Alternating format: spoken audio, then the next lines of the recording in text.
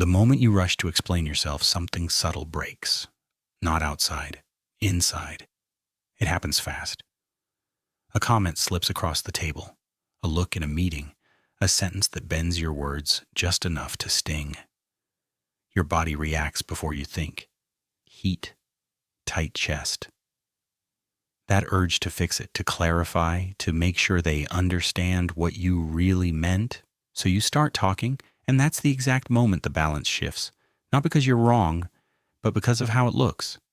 People don't measure truth the way you think they do. They read pressure. They sense urgency. They notice when your voice carries something extra. The need to be cleared. The need to be seen correctly. That need gives them leverage. Here's the uncomfortable part. The more carefully you explain, the smaller you appear. The more context you offer, the more power you hand over. Because explaining is not neutral. It quietly accepts one thing, that the other person has the right to judge you. Most people never see this happening. They feel accused, so they react. Someone doubts them, so they defend. Someone misreads them, so they rush to correct the image. It feels reasonable, it feels fair, and it slowly drains you. Watch people closely and you'll see it everywhere. Apologies that weren't needed. Justifications no one asked for. Long speeches trying to prove innocence in a courtroom that never existed. That's not strength. That's reflex. And reflexes are easy to control. By anyone who knows how to apply pressure. Now pause for a second and consider a different move. Not an idea, an experiment. What happens if you don't step into the explanation at all? What happens if the accusation lands and you don't catch it? No defense, no clarification, no rush to repair your image, just stillness. Most people never try this because it feels dangerous. Silence feels like losing, it feels like surrender. But watch what actually happens. The person who attacked expects resistance. They expect emotion. They expect you to enter their frame and start negotiating your worth. When you don't, something odd occurs. The pressure has nowhere to go. The story they started doesn't progress. They're left holding it alone. And suddenly, they're the one exposed. This isn't about being cold. It isn't about acting superior. It's about where reality is decided. Inside you, or outside you. Most people outsource that decision. They let faces, tones, and opinions define what's real. One raised eyebrow and they shrink. One accusation and they scramble.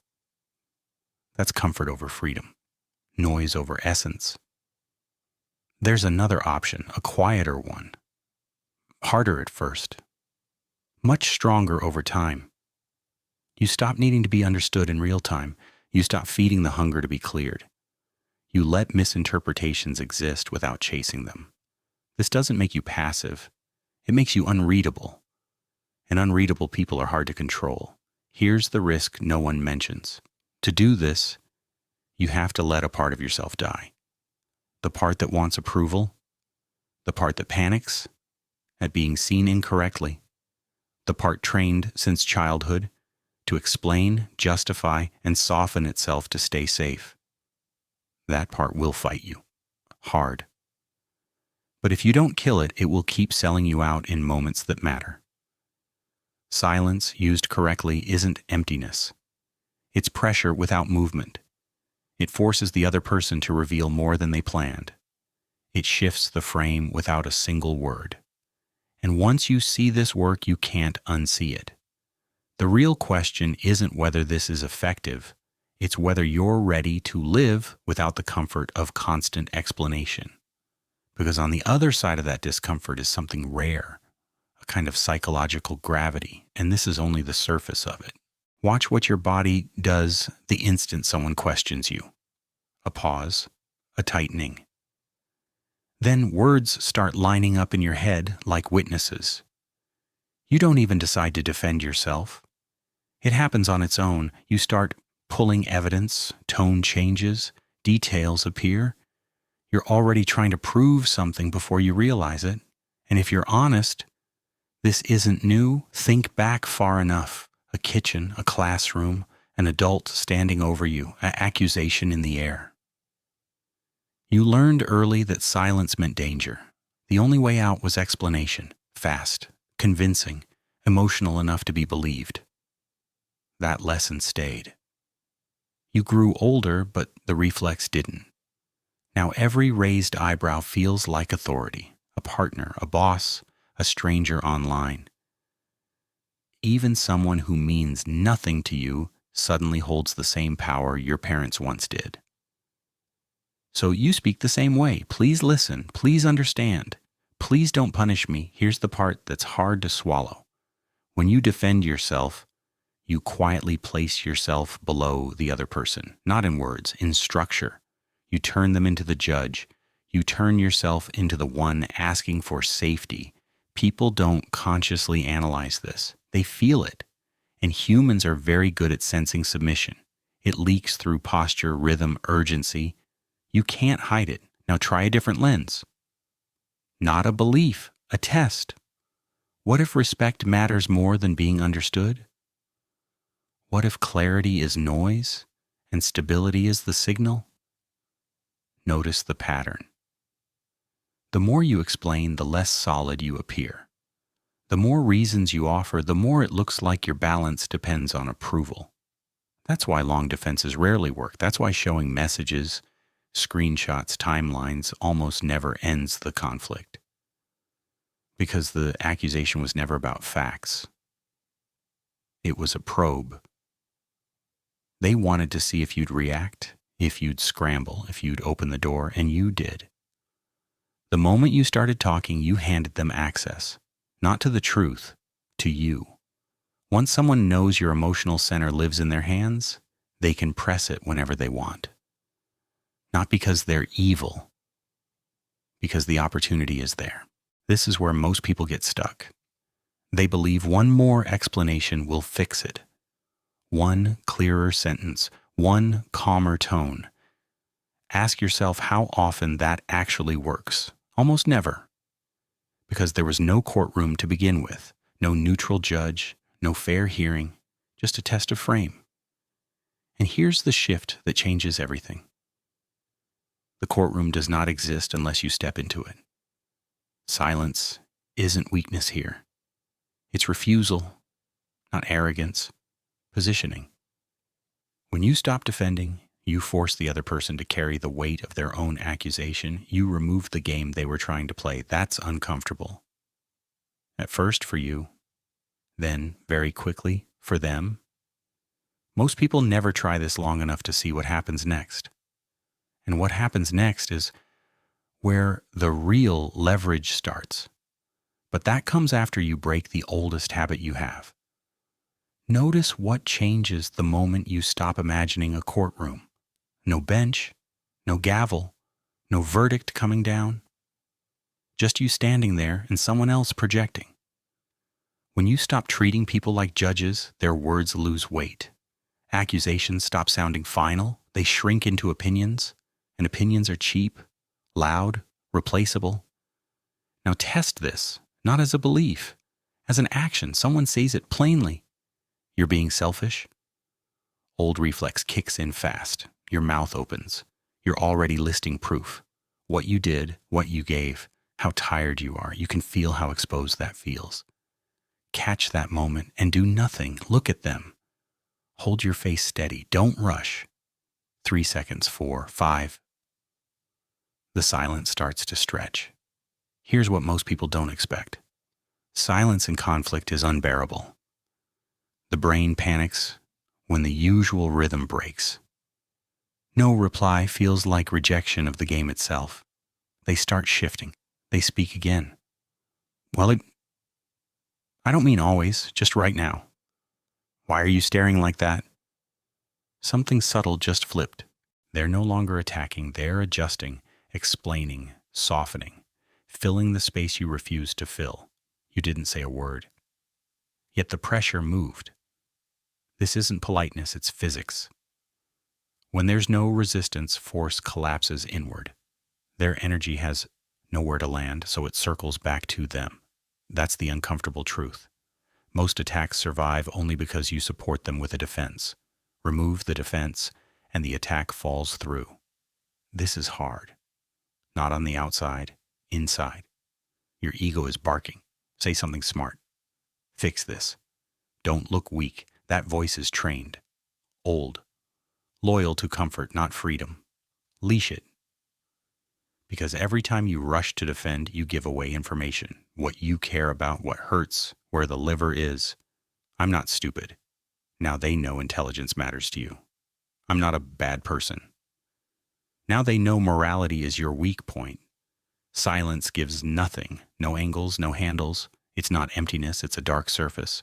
And when someone stares into it, all they see is themselves. Their tone, their aggression, their insecurity. That reflection makes people uneasy. They feel exposed, judged, even though you never judge them at all. That's the paradox. The person who speaks least in these moments controls the most. Most people never stay silent long enough to feel this shift. They break early, they reach for relief, they choose comfort over position. If you don't, something else starts to happen. And that's where this really begins. There are moments when silence works, and moments when silence looks like absence. You feel it right away. The pause hangs too long. The room asks for a response. Not a defense, something else. This is where most people panic. They think speaking means pushing back, correcting, restoring balance. They meet force with force and wonder why it turns ugly so fast. Try a different move. When words are required, don't resist the pressure. Redirect it, pull instead of push, like stepping aside and letting momentum collapse on itself. Someone throws a line meant to cut. You're obsessed with money, you're greedy. Notice what your body wants to do. Tighten, clarify, prove you're not that person. That urge feels responsible, it feels mature, it's also predictable. The moment you defend, you confirm the frame. You signal that the accusation is serious enough to fight. You step into their reality and start arguing over furniture placement. Now test the opposite. You lean into it, past the point of reason. You're right, you say calmly. I actually keep a vault of gold coins. I swim in it on Tuesdays. Terrible for my spine. No anger, no sarcasm, just dry, controlled exaggeration. Something breaks. They weren't ready for that. The attack needed seriousness to survive. You denied it oxygen. You showed, without saying it, that the label doesn't touch you. That's the shift. By exaggerating the accusation, you turn it into a cartoon. And cartoons don't hurt adults. You didn't argue the box. You mocked it until it dissolved. This does two things at once. It proves you're not insecure about the subject. And it quietly announces that you decide what's real here. The weapon they brought no longer works. Not because you blocked it, because you took it and used it for something harmless. That posture matters. Calm, slightly amused, unrushed. It's the difference between wrestling a child having a tantrum and watching from above, knowing nothing is actually at risk. When you defend, you're on the floor screaming too. Same level, same chaos. When you stay upright, something else shows through. Mastery, not loud, not cruel, just stable. People sense that immediately. Labels lose power when you refuse to carry them. When someone tries to name you, they're trying to shrink you into something manageable. If you fight the name, you accept the game. If you joke with it, you end it. You're arrogant. Possibly. I prefer confident with good posture, but sure, no heat, no denial, no explanation. Most people can't do this because it requires one thing they avoid. Letting go of comfort. Letting go of the need to be seen correctly in that moment. But once you do, you feel it. The room tilts. The pressure moves. And this isn't even the most effective version of this strategy. That comes when you combine it with timing. Watch how it lands when someone says it flatly. You don't care about anyone but yourself. Your instinct flares, a denial forms. You want to prove warmth, history, effort. Now interrupt that reflex. I'm working on it, you say. I'll add you to the list next year. No heat, no edge, just calm dismissal. It sounds harsh, almost reckless. And that's why it works. Because it signals something rare. Wholeness. You're not scrambling to correct their picture of you. You're not negotiating your identity in real time. People who know who they are don't panic at labels. Someone who is generous doesn't collapse when called selfish. Someone who is capable doesn't bleed when called useless. Here's the uncomfortable truth. If you rush to defend, part of you suspects they might be right. And that's not a social problem. That's internal work waiting to be done. Now step back and watch the structure beneath the words.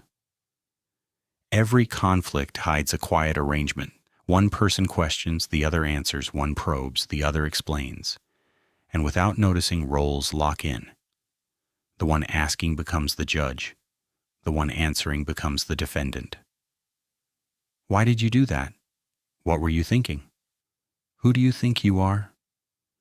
Each answer lowers you. Each explanation feeds their position. Try a different experiment. Refuse the role entirely. Someone says, "Why are you always late?" Old pattern. You explain traffic, alarms, circumstances. You feel yourself shrinking as you speak. Stop.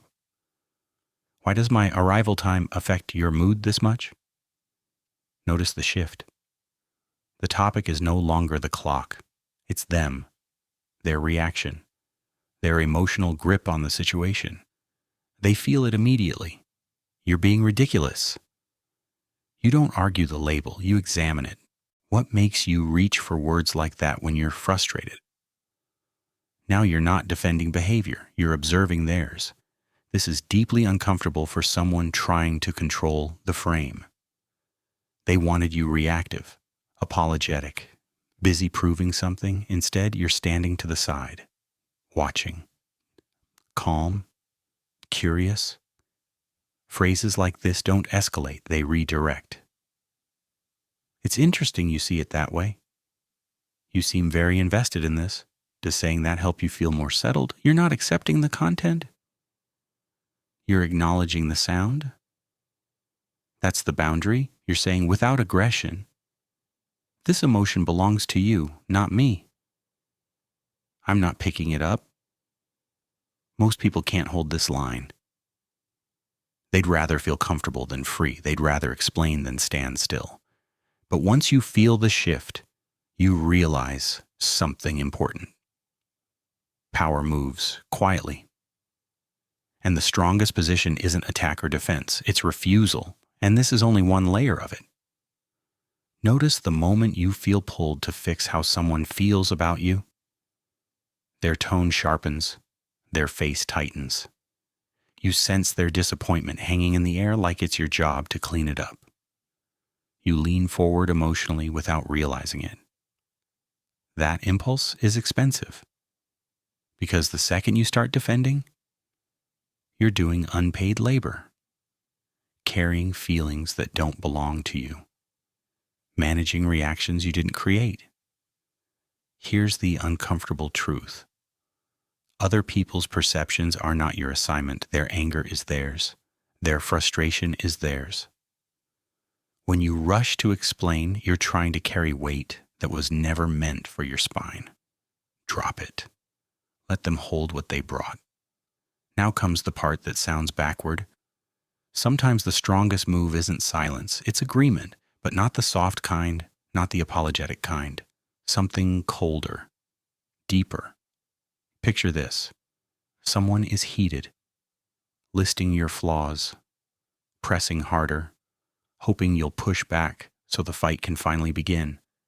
You don't raise your voice. You don't defend. You don't explain. You say calmly, "You're right," and you stop. The air changes. "You're right. I can be difficult sometimes. You're right, I did mess that up." No drama, no follow-up, no self-attack. What just happened? Their momentum vanished. When you throw a rock into thick fog, there's no sound, no impact, nothing to react against. The force dissolves because there's nothing solid to hit. That's what agreement does when it's used correctly.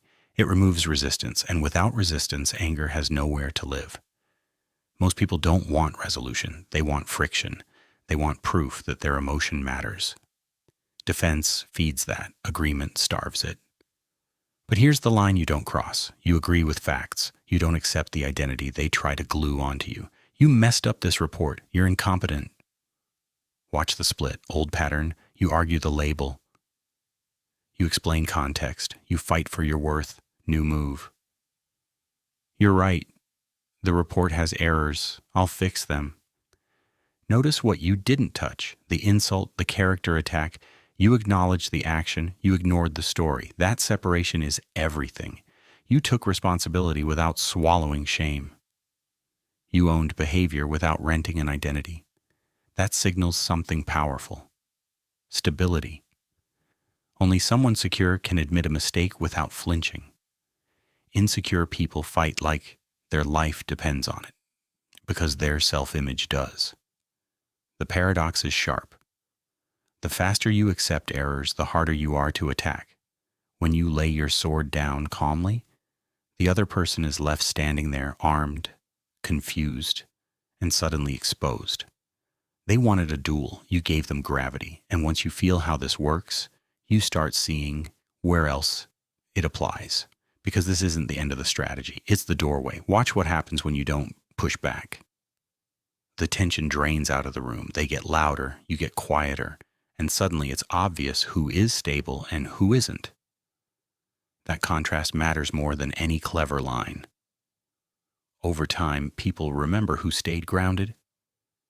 History doesn't reward the frantic. It remembers the calm. But here's the risk most people ignore. None of this works if it's only a performance. If you say the right words, but your voice trembles. If you hold silence, but your eyes beg for approval. If your body leaks, please like me, it collapses. Because this isn't about language. Words are the smallest part. The real signal is underneath. Your posture, your breath, your stillness, the frame you carry before you speak. And that frame breaks the moment an old wound is touched. Ask yourself something uncomfortable. Why does a certain insult hurt so fast? Why that one? If I told you your skin was green, you wouldn't argue. You wouldn't defend. You'd assume something was wrong with me. But if I call you a failure and you rush to explain it's because a part of you already doubts yourself, that's the shadow. Attacks don't create pain, they reveal it. This is where most people try to add another technique, another phrase, another move, and they miss the real work. The strongest defense isn't verbal, it's internal. When you know you're capable of selfishness, being called selfish doesn't shock you. When you know you can be cruel, the word loses its edge. When you've looked at your own flaws without flinching, no one can weaponize them. You don't deny, you don't dramatize, you acknowledge and move. Sometimes yes, sometimes I am, sometimes I mess up. That's it, no shame attached, no identity swallowed. You can't embarrass someone who already knows themselves. You can't expose someone who has stopped hiding. At that point, insults pass through you, not because you're numb, because there's nothing to hook into. You stop being a wall that needs defending. You become something lighter. And this is where the experiment begins. For the next 7 days, try something simple and uncomfortable. No defense, not once, not casually, not politely. If you're late, say you're late. If you forget, say you forgot. If you spill the coffee, say you spilled it. No reasons, no stories, no blame, just facts. Notice what rises in you when you don't explain. Notice who gets uneasy when you don't soften it. Notice how quickly the world keeps moving. Most people never try this long enough to see what it reveals, and what it reveals is the part you've been protecting without realizing it. That's where this really changes. someone gets the wrong idea about you. They misread your silence. They twist your choice into a story you don't recognize. You feel it immediately. That heat, that pull, the urge to step in and correct the picture, to smooth it over, to make sure they know you're not that person. Stay there. Sit in that discomfort without moving. Feel how strong the impulse is to manage their perception, to be reasonable, to be liked, to be cleared, and let it burn. Don't fix it. Don't adjust. Don't reach. Watch what happens next. At first, people get confused. They expected you to jump, to explain, to apologize for something you didn't do. When you don't, the rhythm breaks. Then something else appears. Respect. Quiet. Unspoken. Because certainty is rare. And nothing signals certainty more clearly than someone who doesn't need to justify their existence. This is not withdrawal, it's reclamation. Every time you explain yourself unnecessarily, you leak energy. You hand pieces of your attention to other people's interpretations. When you stop, those leaks close. You feel heavier, more solid, less reactive. This is the shift most people avoid. From trying to be understood to being grounded, from comfort to freedom. The world won't like it at first. It thrives on reactions. It will poke you, test you, say things sharper than before. That's not resistance, that's proof. Don't take the bait. Keep the silence. Keep the unanswered questions. Keep the parts of you that don't need to be translated. Mystery isn't distance. It's sovereignty. If something in you is nodding right now, not loudly but quietly, then you already know.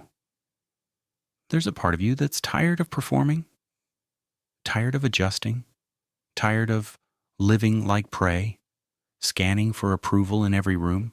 That part doesn't need encouragement. It needs permission. And once you stop explaining yourself to the world, something opens. That's where the real work begins.